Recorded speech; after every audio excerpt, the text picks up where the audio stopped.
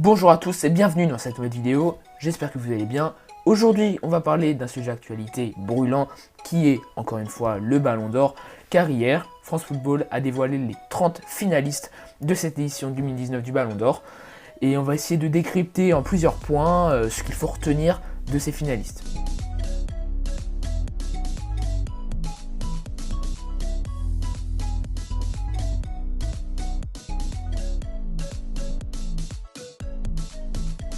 Pour commencer, je vous mets la liste en description si vous voulez regarder là maintenant, voilà les 30 joueurs.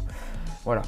Maintenant que vous avez regardé, j'espère, on va passer au premier point, c'est que, comme vous l'avez peut-être vu, il y a quand même beaucoup de joueurs de Liverpool et de l'Ajax d'Amsterdam. Ça peut s'expliquer évidemment, vous allez me dire, Liverpool a gagné la Ligue des Champions, fait une saison formidable, hein, on va pas se mentir, et l'Ajax ont gagné leur championnat, et le championnat des Pays-Bas, et ils sont surtout arrivés en demi-finale de Ligue des Champions, alors qu'avec une équipe composée pour la plupart de jeunes qu'on ne connaissait pas avant, pour la plupart. Et donc c'est vraiment ces équipes qui sont le plus représentées. Liverpool a 7 joueurs de représentés, donc 7 sur 30, c'est quand même énorme. Et puis l'Ajax en a 4, ce qui est quand même beaucoup aussi. Et après, le truc c'est que si on pense déjà, si on fait déjà les calculs, si on va se tourner vers Liverpool pour le résultat final, ils ont surtout des favoris. Liverpool, ils ont Mohamed Salah, Sadio Mané et Virgil van Dijk. Et le risque, c'est que ça passe comme l'an dernier avec les 3 joueurs de l'équipe de France, Varane, Griezmann et Mbappé, que les voix se partagent.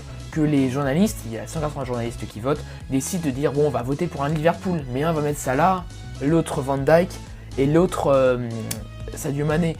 Et ce qui fait qu'à la fin, ça va être quelqu'un d'autre que Liverpool qui va être élu, quoi. Ou alors il faudrait une convergence, on va dire, des votes.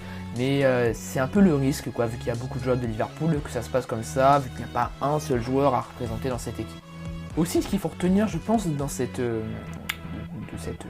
liste, c'est qu'il y a quand même beaucoup de nouveaux venus. Il y en a la moitié n'avait jamais été dans cette liste de finalistes du Ballon d'Or.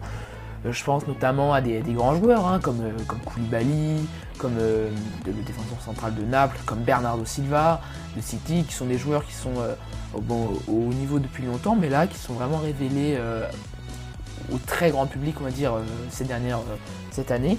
Et donc oui, il y a quand même beaucoup de nouveaux, donc 14, reconnaissez-les dans la liste, vous les reconnaîtrez. Et donc c'est plutôt bien, parce que ça veut dire que ça change, que voilà, il y en a qui partent et d'autres qui reviennent, et ça, je trouve ça vraiment intéressant et plutôt bien. Après, je pense qu'on peut aussi retenir toutes les surprises en fait, parce que moi, il y en a, j'ai vraiment été surpris de les voir. J'ai commencé par, je pense, la plus grande de toutes.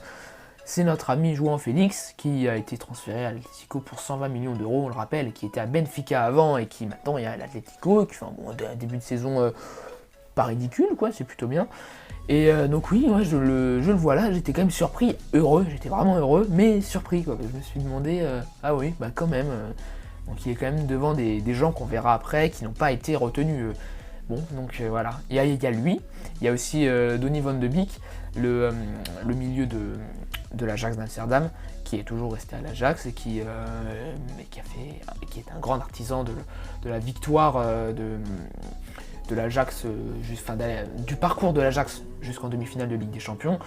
Néanmoins, je pensais pas qu'on allait le voir là, quoi. C'est vrai, parce que d'un autre côté, il y a Tadic, il y a De Jong, il y a De Ligt, mais il n'y a pas Ziyech, ou bon, c'est des choix après, mais en tout cas, bon, je me suis dit, voilà. Et il y a aussi j'étais aussi content de le voir, parce que c'était quelqu'un qui joue dans le championnat de France, c'est évidemment Marquinhos, vous l'avez vu. Bon, Mbappé on s'y attendait, mais Marquinhos, je me suis dit, c'est bien, voilà, il y a un autre joueur de Paris, pourquoi pas, c'est pas ridicule.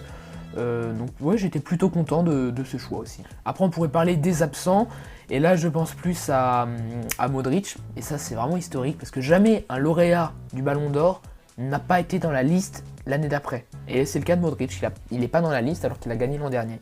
Bon, c'est comme ça, il n'a pas fait une bonne année. Puis on peut aussi retenir Neymar, qui a été blessé la plupart du temps. Moi je trouve pas ça ridicule que ça lui arrive à lui, qu'il ne soit pas là. Je trouve ça plutôt normal. On pourrait aussi penser à Pogba, à Bale. France Football a fait une liste des absents, justement, si vous voulez regarder, c'est intéressant.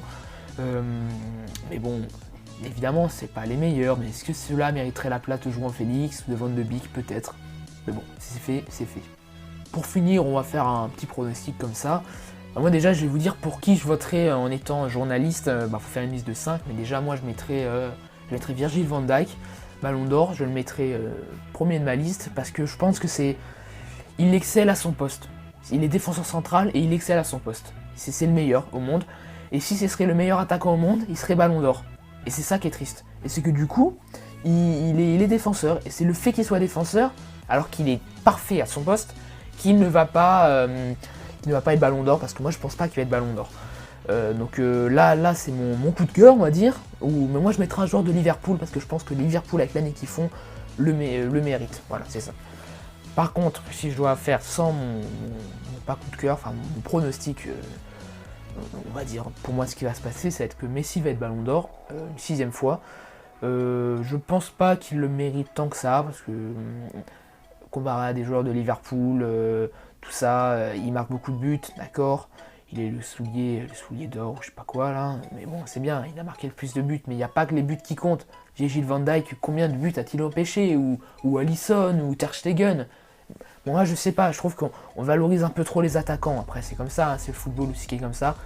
Je pense que Messi va le gagner, mais après, je serais pas très heureux qu'il gagne, je vais avouer. Mais pour moi, mon pronostic, c'est Messi qui va être premier, deuxième, Sadio Mané, et troisième, Ronaldo. Je pense que ça peut être un truc comme ça, parce qu'il y aura un joueur de Liverpool pour moi qui va être au-dessus.